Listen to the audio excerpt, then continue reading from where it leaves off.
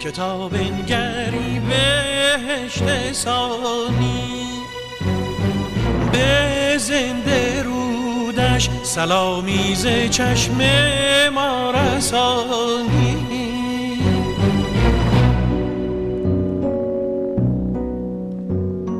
For those of us who love to travel, perhaps Isfahan is a familiar name. Isfahan is a stunning and romantic city located in central Iran. It sits majestically on both the east-west and the north-south trade routes which traverse the country.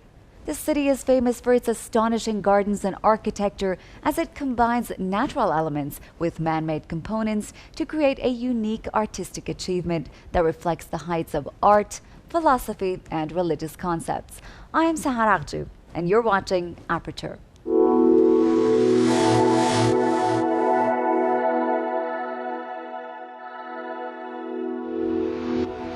Isfahan was once one of the largest cities in the world.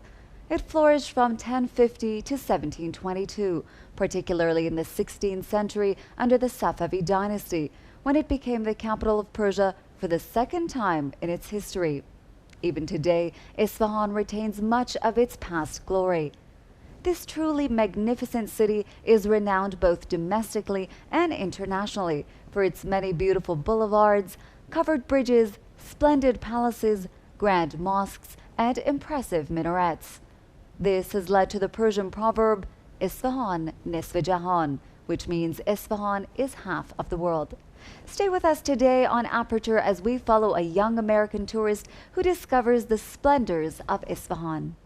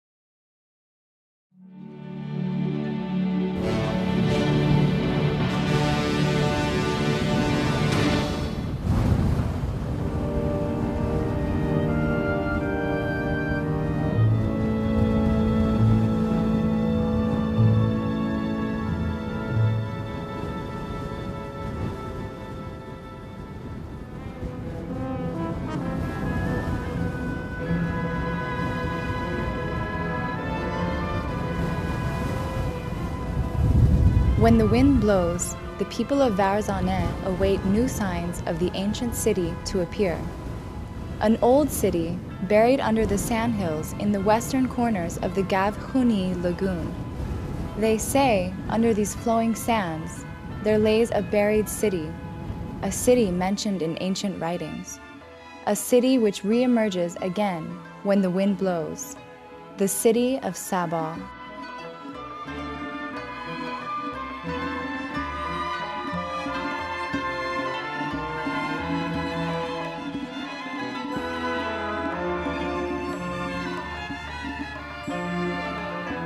Varzaneh is a suburb of Banrud in Isfahan province, near the Gavkhuni lagoon, the city of sand and wind and white veils. They call Varzaneh the gem of eastern Isfahan because of its abundant ancient treasures. Varzaneh is the capital of Banrud district. It's situated 150 kilometers southeast of the city of Isfahan.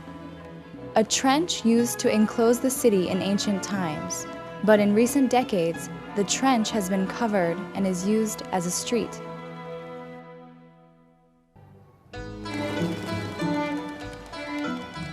Pigeon houses, a safe place for pigeons, safe from falcons and owls and ravens, safe from the bellowing local winds, beautiful, organized, and identical nests, all made of clay. Isfahan's pigeon houses are one of a kind with regards to their number, construction, and use. Extensive farming in the plains near Isfahan was one of the main reasons for the creation of these houses.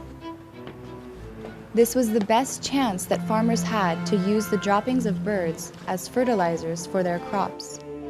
French historian Jean Chardin has mentioned the pigeon houses in his memoirs of a trip to Iran. Chardin, the famous French voyager, visited Iran in the 16th century. In his memoir, he writes, "Iran's huge pigeon houses are 6 times bigger than the biggest of the breeding centers. They build these towers with bricks and cover them with plaster and lime. The interior wall of the tower has holes built to house the pigeons. Iran has the best pigeon houses in the world, and they're all built to access fertilizer."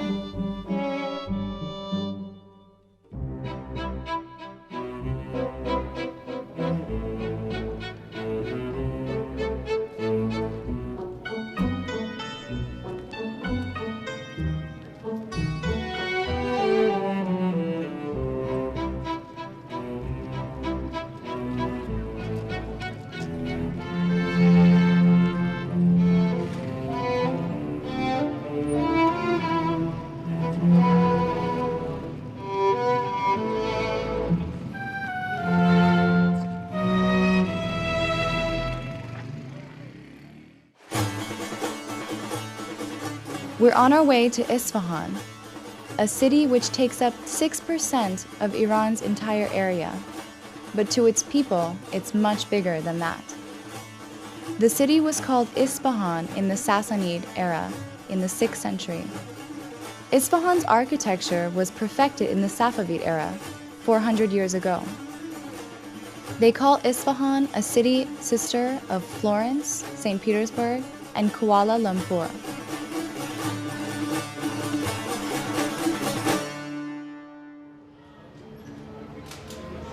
From constructions still standing from the Safavid era, there remain a series of schools, markets, and motels. They are situated near Isfahan's Chahar Bagh Avenue, the world's oldest hotel. It was built during the Safavid era. Good morning. Can I help you? Yes, I'm checking in. I have a reservation. Very good. What's your name? Anderson. Let me check it, please. From America.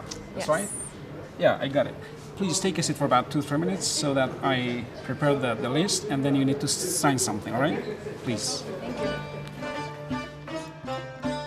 This structure was commissioned by Shah Sultan Hossein Safavid, and he presented it as a gift to his mother during the era Isfahan was called half of the world. This motel was renovated and turned into a modern hotel later on. A building with a new look, but an ancient soul. There are only a few hotels around the world that are 130 or 140 years old, none of which compare to the Abbasi Hotel and its old and traditional paintings still intact. For example, the Fujian Hotel in Japan is 110 years old and is still a traditional structure. But Isfahan's Abbasi Hotel is 320 years old. The suites have been decorated in the style of the Safavid and Qajar era, but are still dreamy, beautiful, and contain an element of religion and history in them. In the middle of the yard, there are 1 or 2-story suites situated like platforms and symmetric in front of the patio, a link between outside and inside.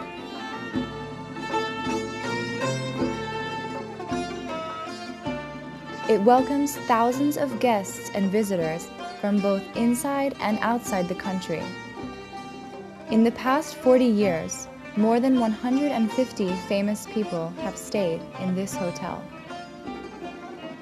The quiet glory of the hotel, along with its tranquil atmosphere, reminds you of the glory of Naksha Jahan Square.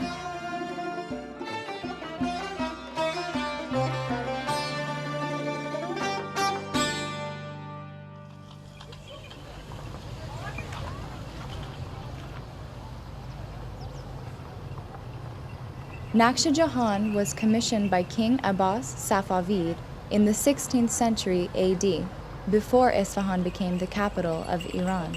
The square replaced a smaller one which had remained from the Timuri era.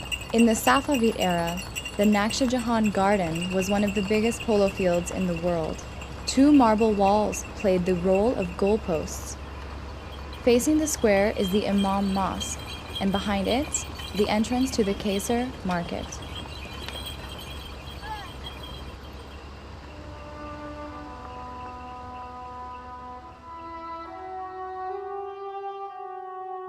Sheikh Lotfallah is a mosque on the eastern side of the square, patient, calm, and facing the sun.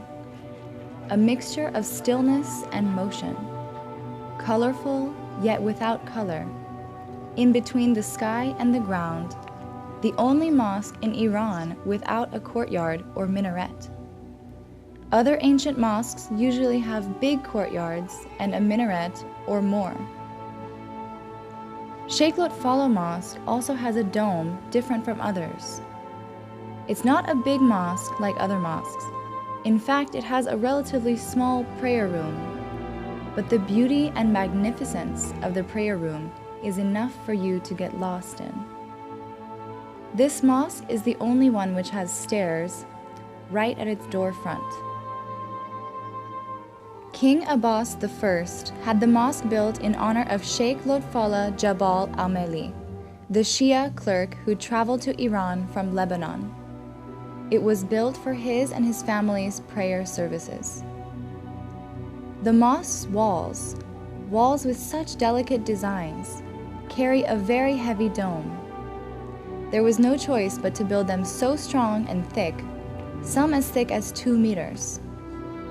The interior of the dome is designed with stars, colored in gold.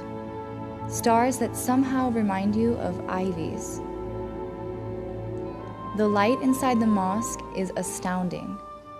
Around the width of the dome, in equal distances, there are holes which have been blocked by windows from both inside and outside. The light that comes through these walls gives the design a magical, almost holy look.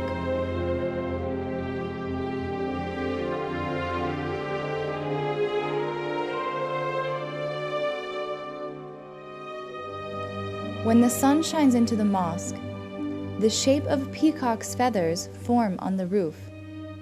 In the day, the peacock's feathers are spread out, and near the evening, they come together.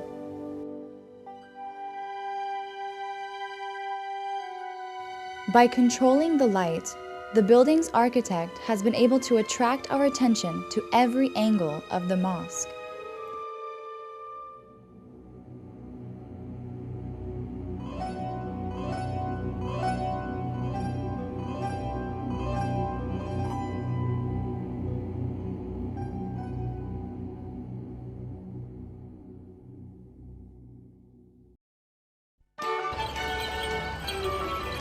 One of the things people in Isfahan and also tourists do to entertain themselves is riding in carriages around Naqsh Jahan. The carriages are reminders of what up to 50 years ago used to be one of the main means of transportation for the people, but is now only part of a distant memory. During the reign of King Abbas the Great, a small square, which is now part of Naqsh Jahan, was expanded to its current size. Famous historic buildings such as the King's Mosque and Sheikh Lotfallah's Mosque, the Ali Rapu Palace, and the Gaysari Gate were built around the square. Many world travelers and tourists believe that Naqsh Jahan is one of the largest squares in the world.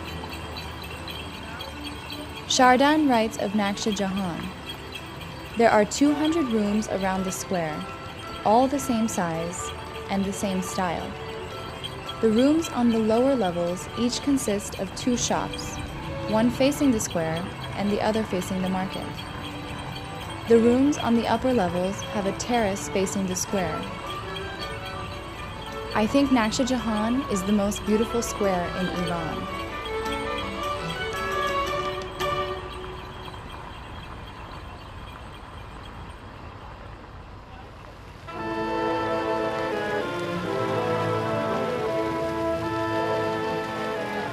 in the northern section of the square, there sits an entrance portal with tile works, the entrance portal to the Geysariye market. The portal was commissioned by King Abbas and designed on a similar one in the Far East.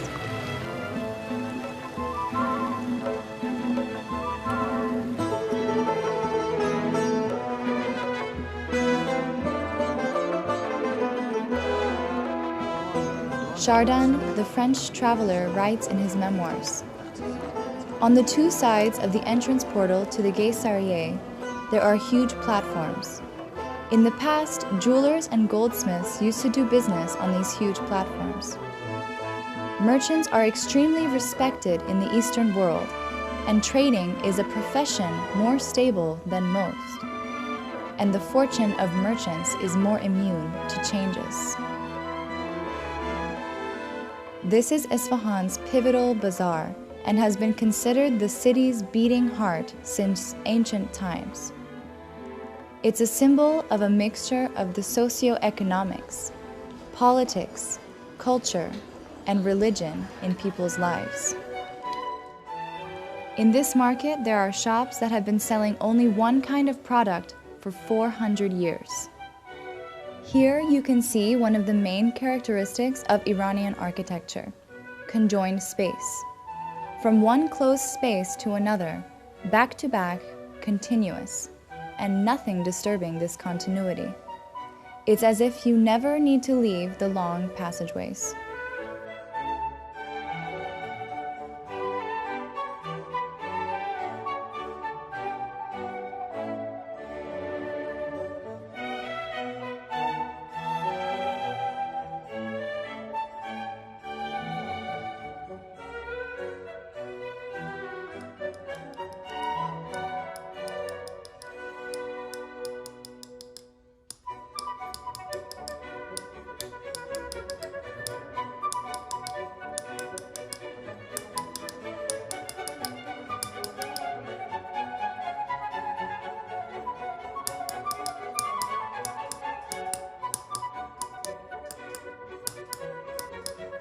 One of the famous handicrafts of Isfahan is engravings on copper. The artist focuses diligently on each piece, creating detailed designs, sometimes working more than 20 days for one work of art.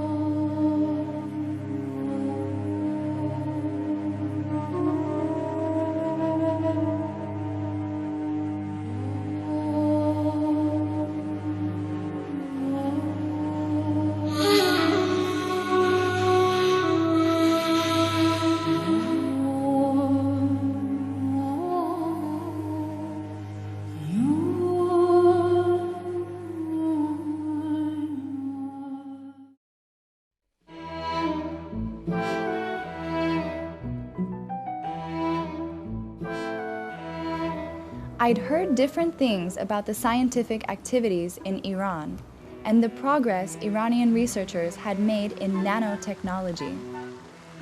With the help of a friend, I went to Isfahan's Scientific Research Center. This center provides university graduates with the opportunity to expand their research and to commercialize their achievements.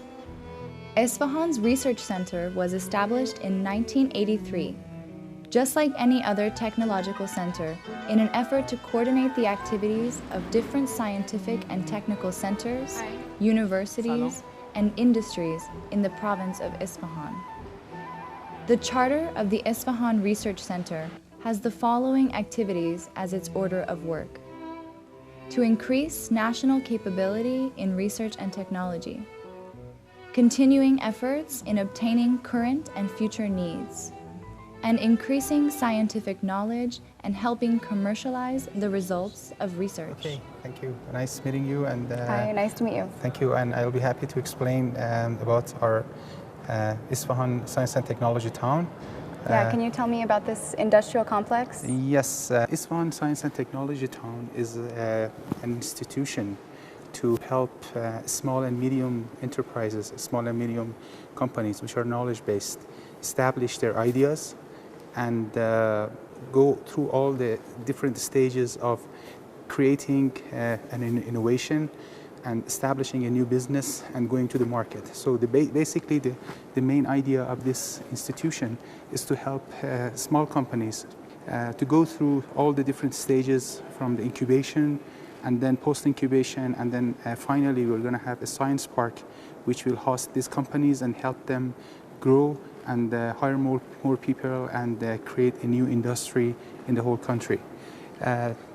Isfahan Science and Technology Town was established in 1993. The basic idea was created at that time, and then afterwards in about 2001 the first companies were admitted here, and right now we are hosting several incubation centers, post-incubation, pre-incubation, and at the current time we have more than 290 companies here in different stages of development. Now, if I may, I will have to go, and I'll ask my friend to take you to that office. Okay, thank you so much. Thank you very much. Have a nice day. Bye.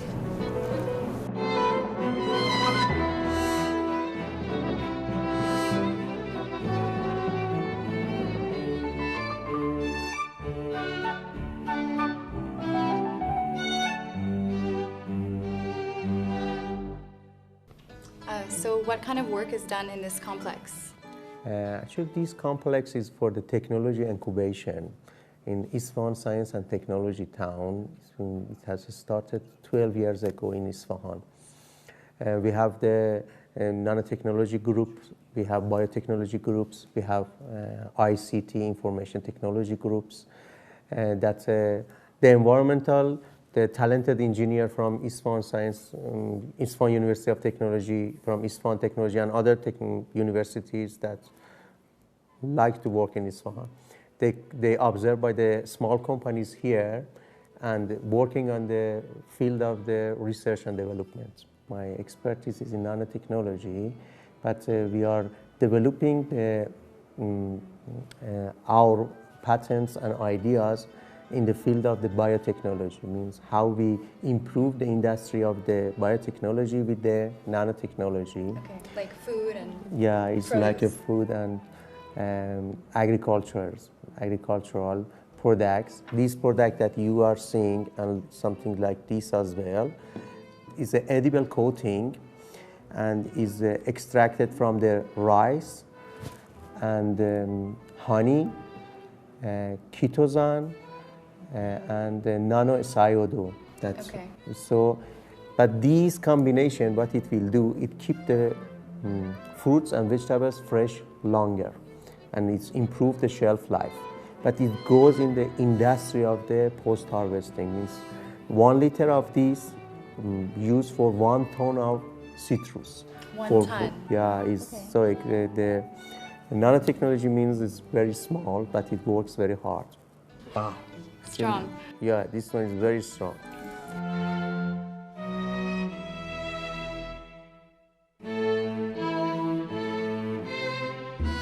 Isfahan's exotic night, with colors and lights and the stars. You can't help but love it.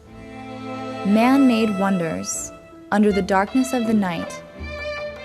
It's as if it suddenly becomes difficult to tell the sky and the earth apart.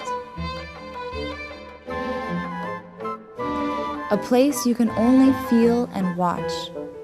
A place that cannot be reached and is always on the go.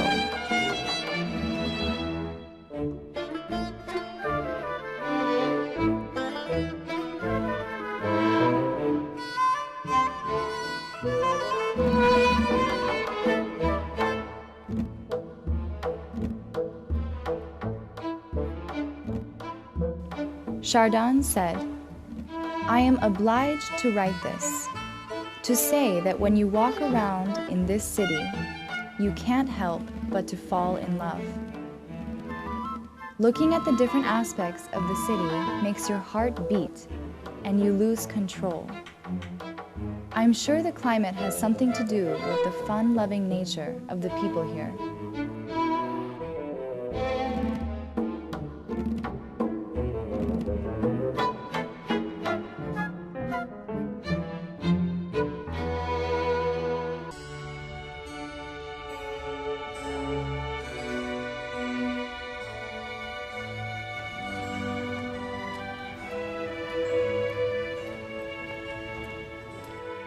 The Vank Cathedral.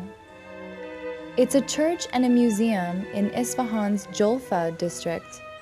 It's a historic church dating back to the Safavid era. Vank in Armenian means the Grand Church. This church was commissioned in the 16th century by King Abbas II. A mixture of details and entirety, which is a key element of Iranian art, can be seen in this church as well.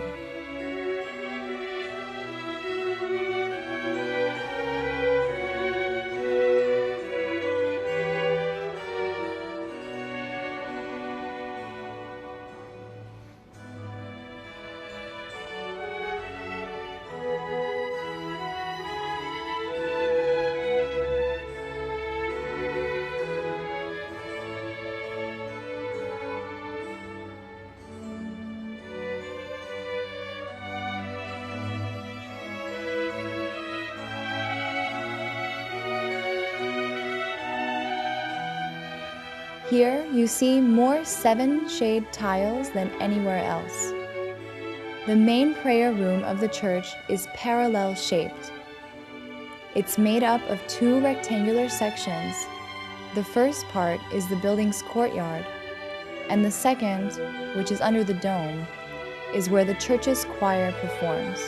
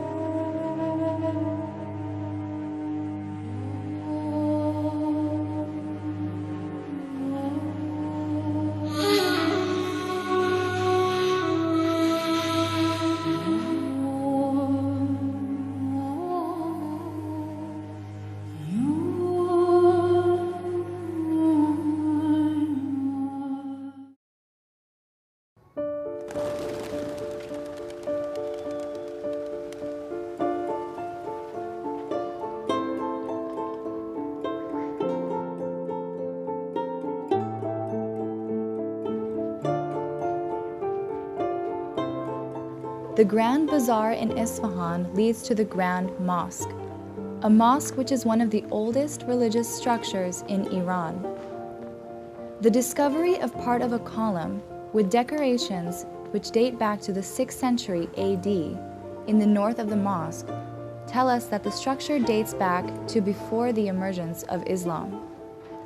The Grand Mosque is a series of constructions and works of art built in the era after Islam, all built under the order of Iranian kings, ministers, governors, leaders, and women. The constructions show the changes art went through in the years since Islam's arrival in Iran.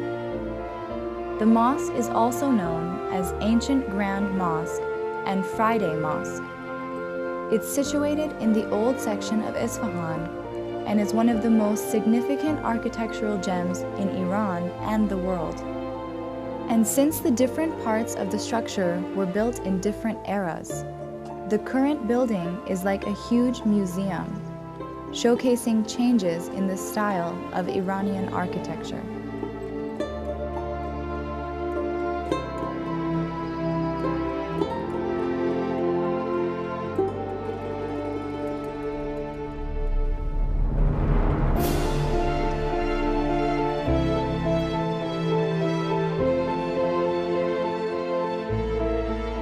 Every part of this construction was built in a different era. They've been adding and taking away from this structure for 2,000 years. And the last time it was renovated was after the consecutive bombings of Isfahan during the Iraq-Iran War.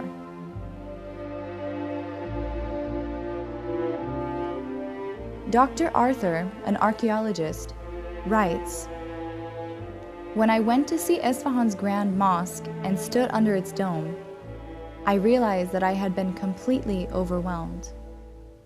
Because under this dome, you can realize the everlasting masterpiece and creativity of Iranians, and realize the beauty of the mosque and the dome. I've gone to the mosque and seen it many times since then. I've talked a great deal about its beauty and seen myself falling in love with Isfahan and Iran more and more every day."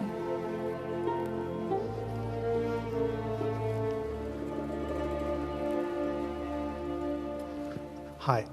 Hi. Most welcome to Iran and Isfahan. Thank you. Where are you from? I'm from New York. I'm the local guide of Isfahan and this mosque. May I help you? Yeah, what's the story about this place?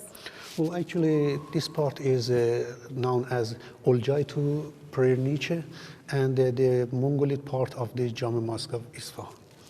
It was built in early 14th century, exactly 1310 AD, by the order of Oljaitu, the Mongolid ruler, as I told you, and is considered as the most beautiful plaster work among the Jama Mosque in Iran. Some parts you see calligraphies in different writings, cuneiform calligraphies and so on, and sometimes some parts very beautiful stucco works, different parts. What does the calligraphy mean?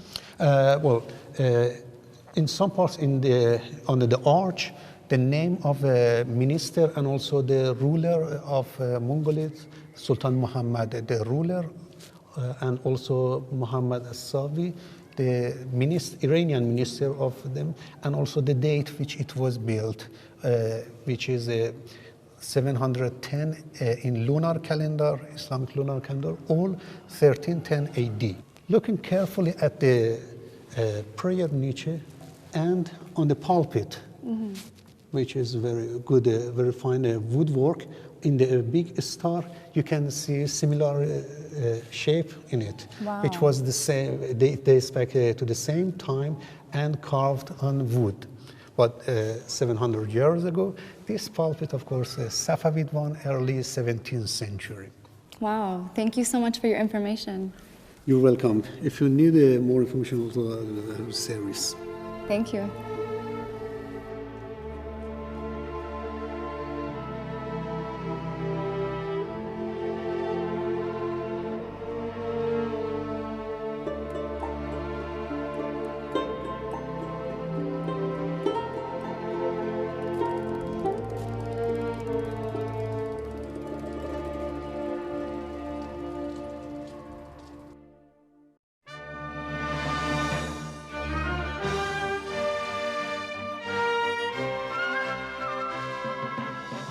Royan is a research center for fertility.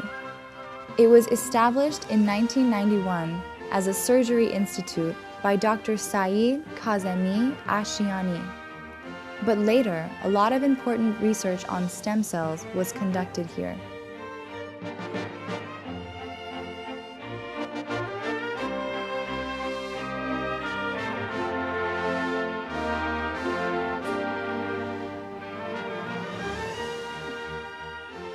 This institute is part of the Royan Institute, and in Tehran, the main institute is in Tehran, and it's made of three centers or three research centers. The biomedicine, which we do infertility work, and then we have the stem cell center, which we do research on stem cells, and then we have the biotechnology, which is sited in Isfahan, and it was founded about 5 years ago. This is a new building. We just moved around about 2 months ago to this building, and so we do, one of the main things that we do here is cloning, where we are hoping to produce genetically engineered animals in which we can produce drugs in their milks, so that one day we can use their milk as to produce medicine for people. And so far there is only one medicine in the world which is produced from the milk of the goat. So let's have a look at what we do. Which animals do you use? We use goat here. We're working on goat mainly. We have established our work on goat. Okay, you can see here the oocytes, and then you can see we are enucleating, taking the nucleus off. When we shine UV, that's the nucleus right there. Yes, Okay. this is. Now the next step is to add the cell to the to this thing we call cell attachment. You see the enucleated oocyte, and then we can see few cells here. Slowly we bring it, and just by a slight touch, the cells get attached to our oocyte. So now we have a cell attached to our oocyte. Now we have to do fusion, and here you can see that the oocyte is fused. We have modified our system, and our initial system was the original, the orthodox system used in the whole world. Now we have tried to make our system very efficient, and now even we have made it handmade. You can use it on ordinary microscope, which is very user-friendly, and you can do it in many labs. So this technology was set up here, and this is the research we do. Wow, so they're doing that right now? Yes, they are working on this. What we can do, the cells which we are using to attach to our oocyte, we can manipulate it genetically, and therefore our animals, when born, are genetically manipulated, or they are genetically engineered animals. Okay. What kind of changes do you make? For example, we have, if we want to make a drug, like say, I just name insulin because it's very well known. So we can use the insulin gene and put it beside a gene which is expressed or produced only in milk. So when the animal produces milk, it also produces insulin. Okay. But our aim is not insulin. We are working on different proteins, and therefore we can use any proteins that we want. We might be able to make it in the milk. We hope to be able to, by providing this service to the people, we would hope to help the people health with this sort of. Wow, that's fascinating. Yeah. Very exciting.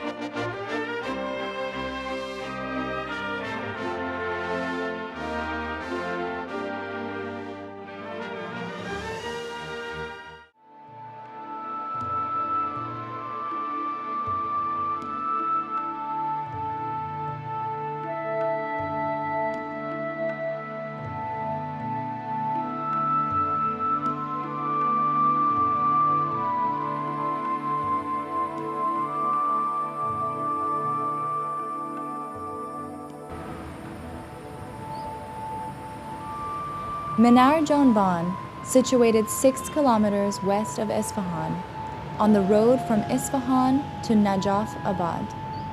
It's been 700 years since its construction, and it's been standing tall. So tall you think you could move it. It was built with a unique design, and it's still the only swinging minaret in the world.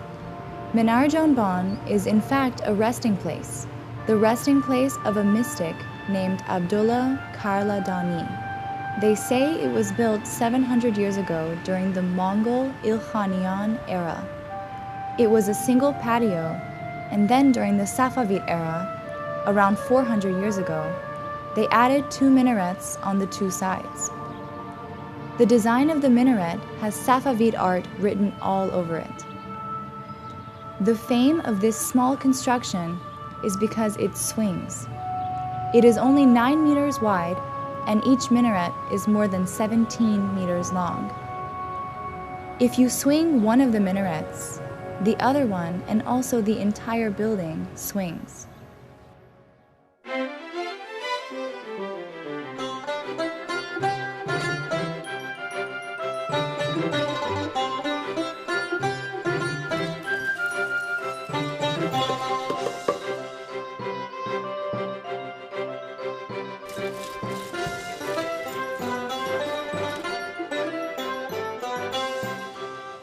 A simple greeting is enough for them to invite you to their house, and they treat you as if you've known each other for years. I accepted Paria's invitation to dinner and went to their house. I'd met her at Royan Institute. Shardan wrote, "They put some butter in a pot, then they add a layer of rice on the butter, about an inch of rice. Then they chop onions on the rice, then fried, chopped almonds and dried raisins. The rice is always delicious, no matter how it's cooked." Iranians have a knack in frying nuts and the seeds of fruits.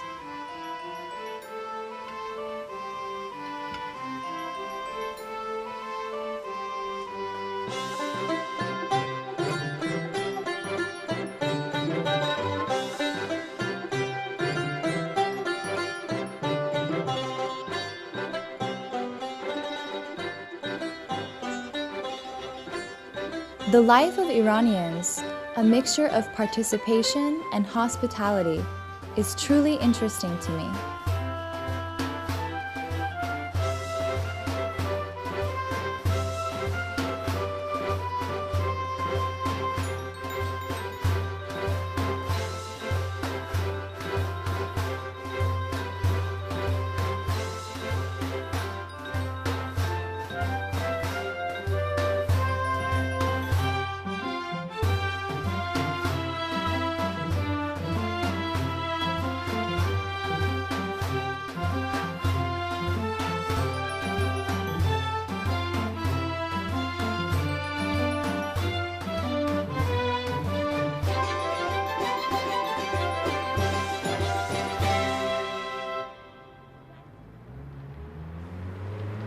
We're going to Naim, a small city, but an ancient one. It's a suburb of Isfahan in the Kavir Desert, with a desert climate.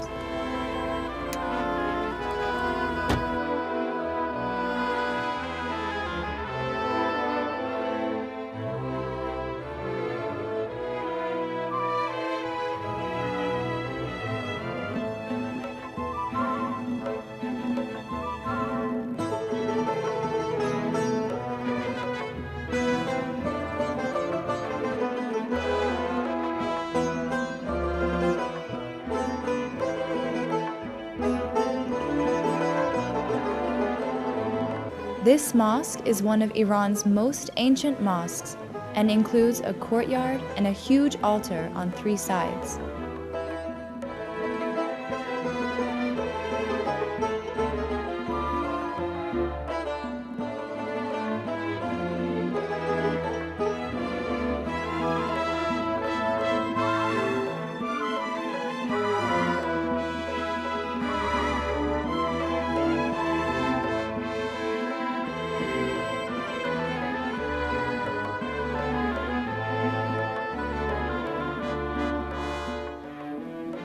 Pyrnia's ancient house is a perfect example of the architecture of houses in the central desert of Iran. A house dating back 400 years to the Safavid era.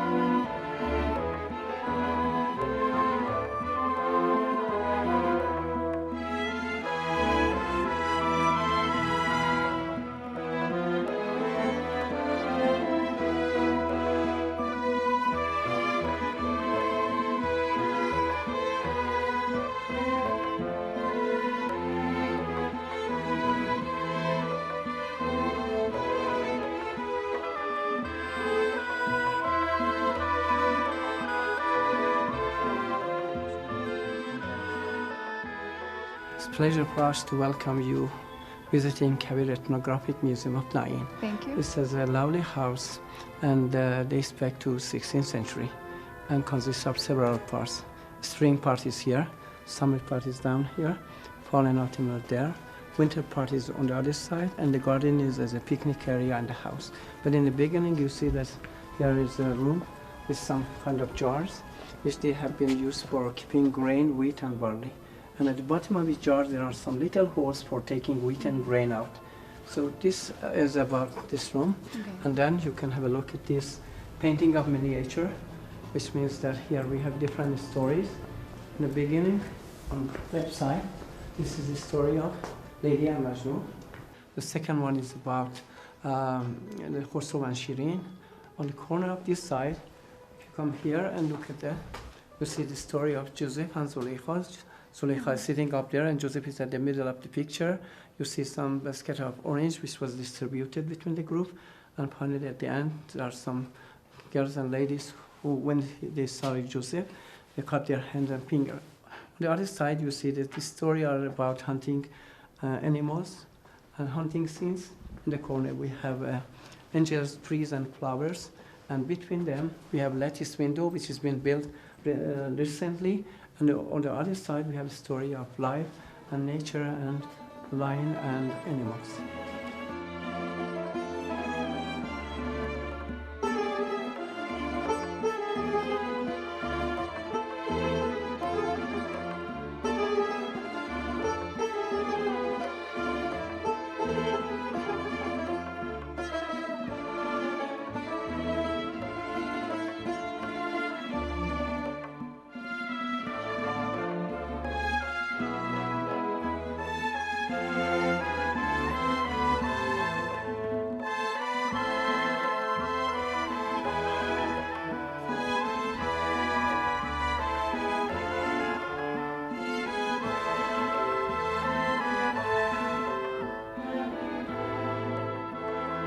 This trip to Isfahan was a true adventure. My first-hand experience in Iran was more magical than anything I had imagined.